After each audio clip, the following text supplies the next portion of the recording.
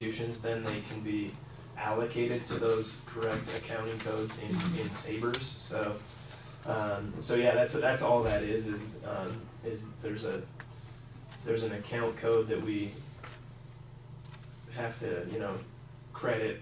When Here's we the debit money, cash, here's we the credit, good yeah, we ones. credit this one account code, and then when we go to distribute that to the proper revenue codes, then it just goes against that same accounting code. So it's really, nothing, like at the end of the year, it's always at zero.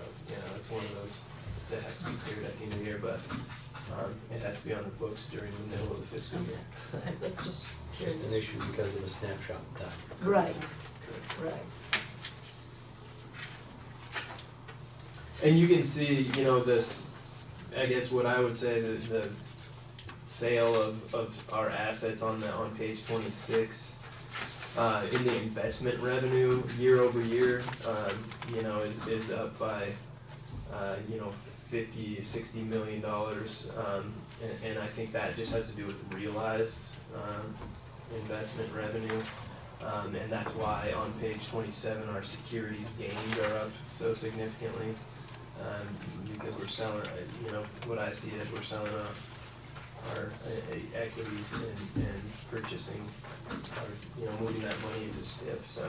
So we're realizing those gains, and that's why we have actually revenue over expenses is in the positive, as opposed to what we would normally see as a negative, you would think, if we didn't have that going on. Any questions on the budget on page 28? This is just our budget as of January 31st. This does not account for some of those positions, moving into the phase 3, because that project wasn't approved yet by the board. So, we would typically expect to see that, personal service surplus go up because of some of those positions, will now be coded under the project versus under the regular operating. So at the next board meeting in May, when the board sees this, it'll look like we're going to have a more substantial savings in personal services, because from here on, at that It'll point, come down it'll here. start showing them on the interest budget. Correct. If there's no questions on the budget,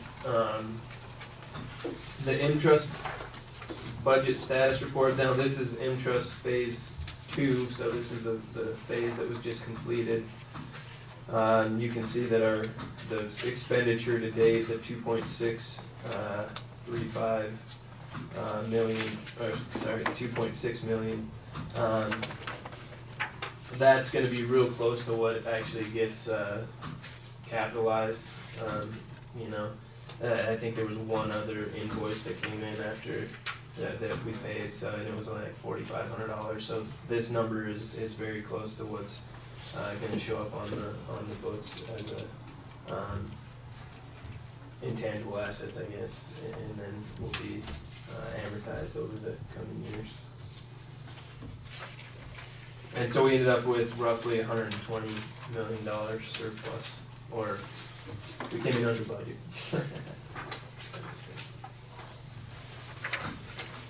Not much to discuss on the following pages. The delinquent agency report, there was no December outstanding reports, which is a good thing. So we don't have any delinquent agencies at this time. Of course, it is the 17th, and I haven't checked January yet, but I'm sure there's probably a few, but nothing. There hasn't been any habitual offenders this year. So.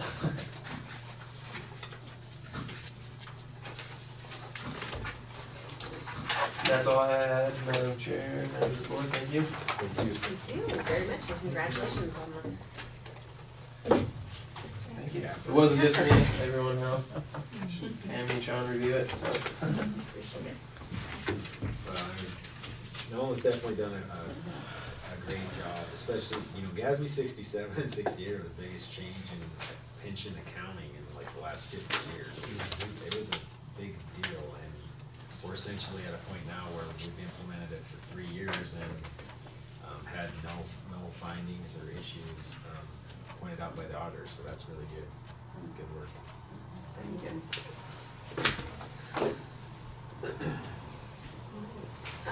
So Janice and I met with, Jim Karen this morning, and we went over the personnel committee report. Janice, would you like to say anything about the process or anything? Jim commented that it was a new format that we were using this year versus what's been used in the previous years, and it includes a rating from the board, a rating from the employees, and a rating from Sean to compile the rating at the end, which was interesting that it had the 3 different perspectives in the evaluation. And I think we have a keeper. Yeah, and I've been doing this for a long time, and there was just a new way that the employees were able to give their opinions and their ratings, etc. And a lot of employees did it, which was really good, because typically we don't get as many, but over 20 employees did it, close to 20. Right. And yeah, and so we got good feedback. You know, Sean will definitely benefit from the feedback, and he can work with his management team, and we came up with some things, and we look at what his objectives are for next year, and most of those things have stayed the same. Definitely strategic planning, it always comes up, and you can't really control what we're gonna be able to get to, but we did look at the GASB thing because of the way we've managed it for 3 years now. A lot of that stuff can kind of come off the table. It still doesn't have to be on his appraisal, or well, all of it won't be on the appraisal. But overall, Sean's ratings are absolutely in the outstanding range with the board performance, his own, and actually when he rates himself, he brought down the board's opinion of himself. So, and overall with the staff ratings as well, he's in the 4s across the board. And, you know, in leadership, communication, research and analysis, planning and vision, working relationships, innovation, commitment, and safety. So it's refreshing to see. And I think the comment section is for him. Yeah, it'll be helpful. Not necessarily for, I mean, it's interesting for us to read it, but, and good information for us. But it will definitely be able to help just the process go along and the working environment improve. And is there anything else you'd like to say about it? Not really, other than just to re-emphasize, you know, we did change the format and how we go about it. Jim, you know, after this same meeting last year, Jim Cairns and I met with all of the TRS staff and asked for their input on, you know, how we could change that form to be more useful for staff, so they felt like it actually, the things they wanted to communicate were communicated. And I think it was good. There's definitely some things in there that I know we can make some strides to improve, and you know, there's a lot of good in there. It's one of those, be careful what you ask for. You may find out things you don't want to know too, but it is. I think it's a good process, and I'm looking forward to working on, you know, making some strides where we can. And you know, one of our priorities too, I think we all discussed, was looking at the payroll, looking at the pay scales and things like that again, and see if we can work with the Department of Administration to try to make some changes. Yeah, well, I think that's one of the new items that's going to go on there as far as an objective for me for this next year, is to sort of review. I mean, we've revisited the TRS progression criteria, but I think we need to, and I'll work with Jim to do this. I think we need to kind of come up with a task force of, you know, including myself and Jim Cairns and, you know, some of the management members of TRS, as well as some of the staff members, and have a little task force to look at, you know, does it make sense to be using a market that at its oldest point is almost 6 years old? I think we're really dropping the ball for our employees that are 10 years or less, and that's where we're seeing a lot of our turnover, is those employees, because that criteria is weighted so heavily on the upper end of service that it doesn't necessarily address the 0 to 10 years. And it's no fault of ours. I mean, it's trying to find a happy medium that we can implement without rising up to the level on the radar of those people, you know, those agencies tasked with keeping track of the financial position of the system. But I think that's what we're doing is indirectly making it worse for ourselves, because we get to that point, you know, 4 years down the road where we adopt a market that's at that point 2 years old. We've been on the old market 6 years, and so you're gonna have these big jumps, and then you end up at the top of certain reports that make it look like you gave huge raises in a year, which Or really certain you didn't. newspaper articles. Right. expensive.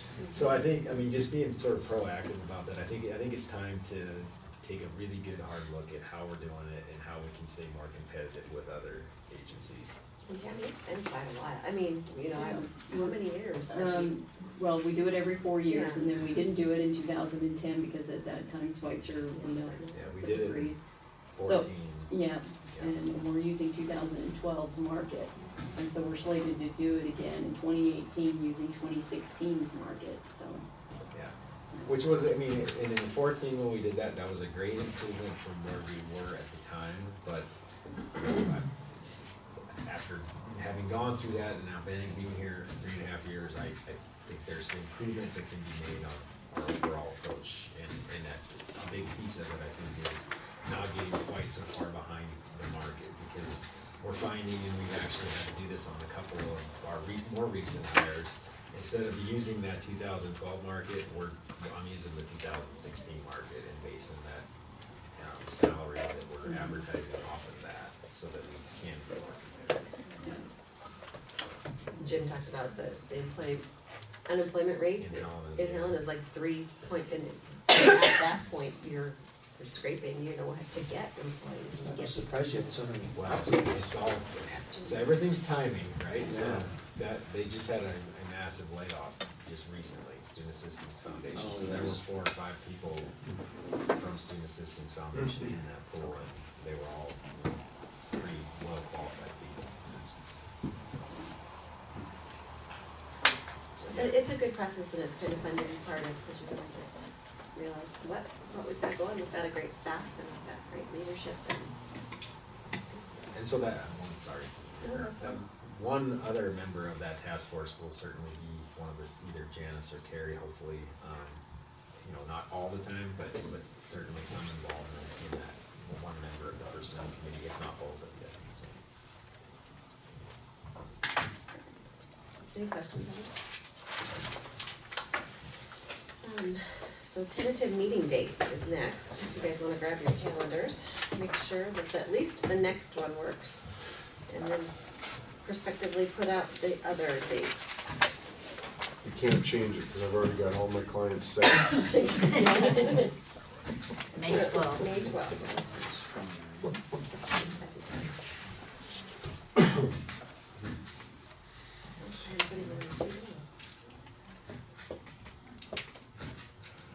Yeah, you don't want to go with Mhm.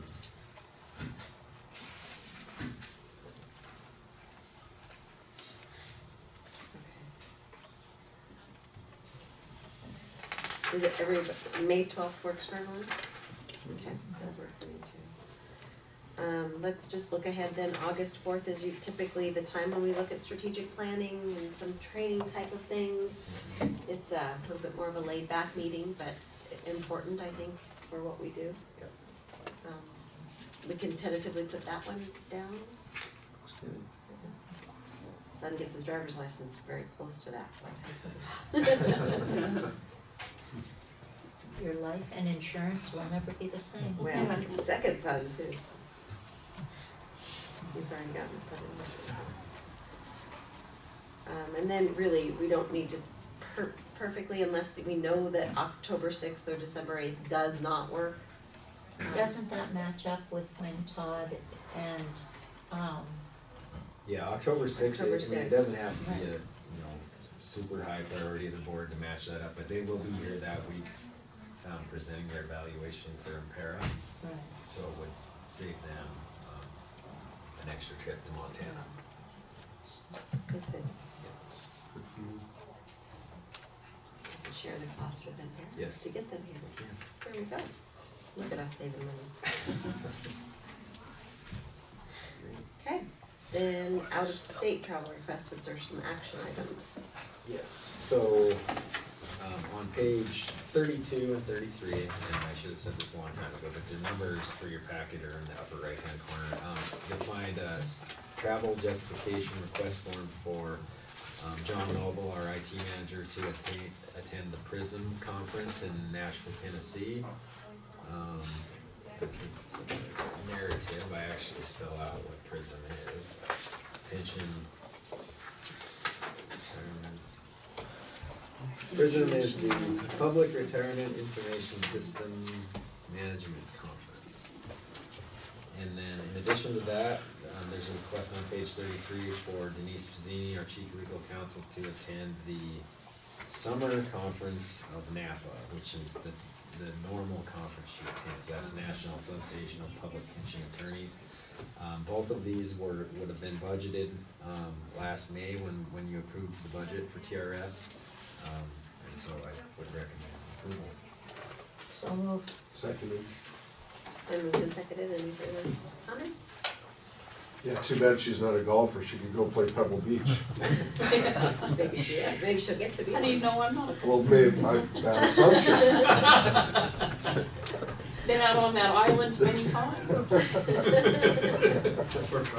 Take a picture. Seen it on TV. Oh, yeah. All right, well, it's been moved and seconded.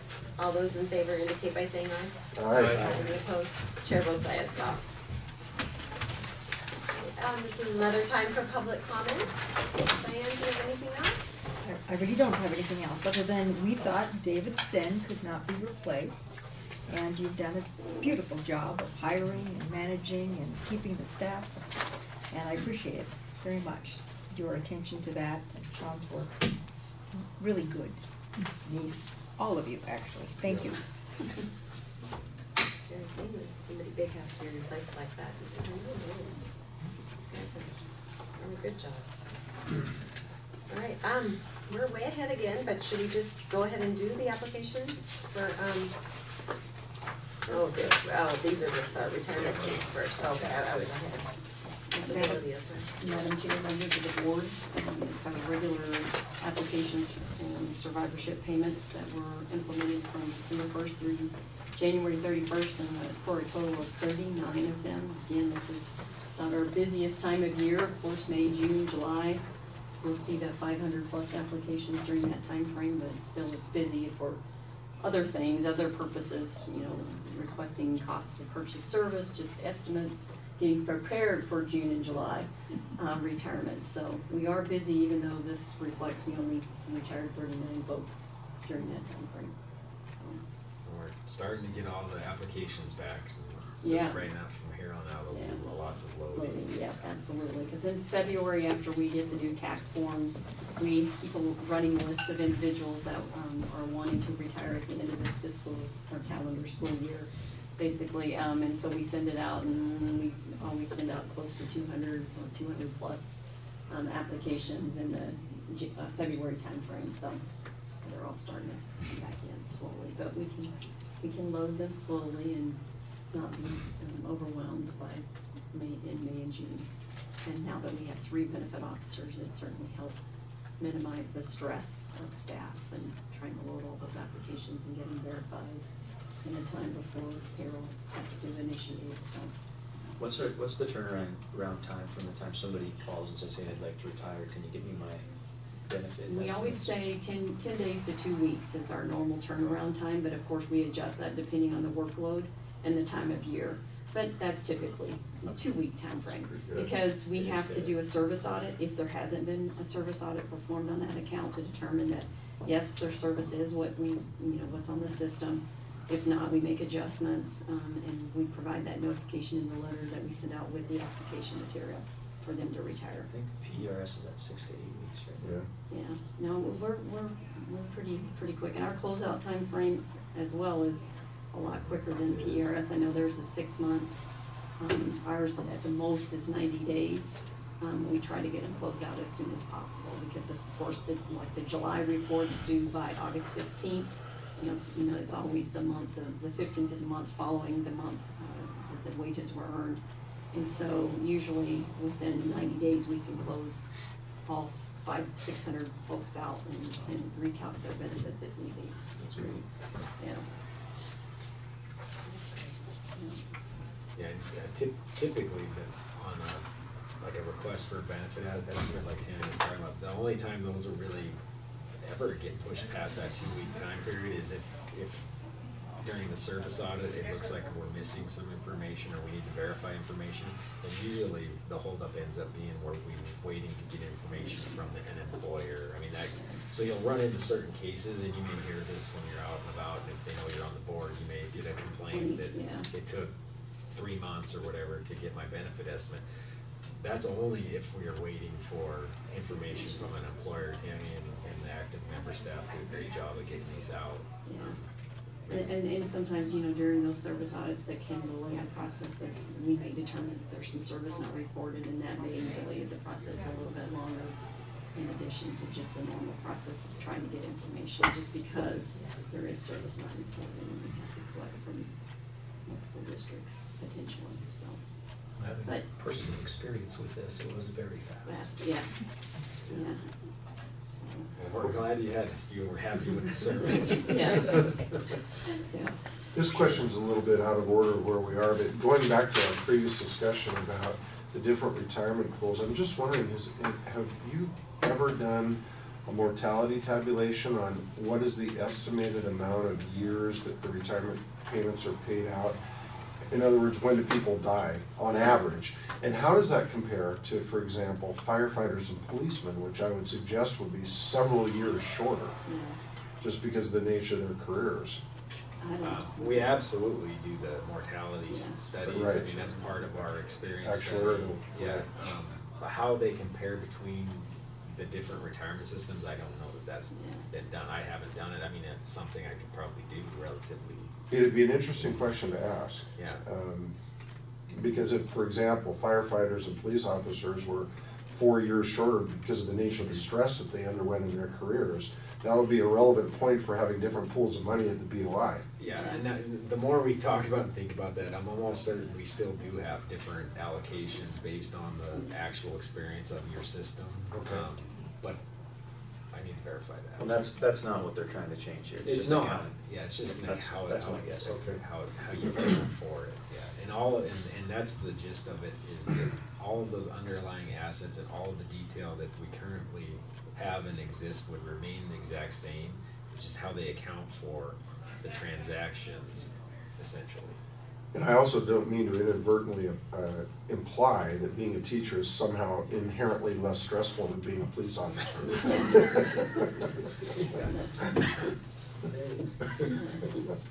Combustible substances come in many forms. Yes, that's true. All right. Legal counsel report. Thank you, Madam Chair, members of the board. I really have nothing to report at this point. We're still in discovery phase in this Brocky matter. It's still scheduled for hearing. Was that, it's on the table when you left us? Yeah, it was. Beth? Just beginning. Yeah, it's been a delightful process. It's still scheduled for hearing starting on May 2nd, scheduled for a 4-day hearing. So at the next board meeting, I'm sure Sean and I will have immediate impressions of the hearing. Will there be Probably any- won't have a decision at that Any point. discussion or decisions required by the board during that time frame? So same, and maybe you weren't here, Dan, when we did this before. The process is, it's in front of the hearings examiner. There's a 4-day hearing. Whether or not the hearings examiner will require post-hearing briefing, I don't know at this point. In all likelihood not, they typically don't. But so once the hearing is concluded and the evidence is all in, then we're just waiting for a written determination from the hearings examiner. That should come, relatively quickly. After the last hearing, it came like 3 days later. But I'd say up to 30 days might be reasonable. This is a more complicated case. And then after that, we have to notify The other party, if the member, if the determination is adverse to the member, of the right to file exceptions to the, because what you get from the hearings examiner is a proposed order to this board. And this board has to take action to either agree with that, modify the findings of facts and or conclusions of law, change the order, whatever the case may be. If the hearings examiner's proposed determination is adverse to the member, they have the right to file exceptions. We do as well. TRS would have the right to file exceptions if the determination is adverse to us for the board to consider. And if exceptions are filed, typically there are oral arguments on those exceptions. And then you will, In front of us. yes, in front of the board. And that's when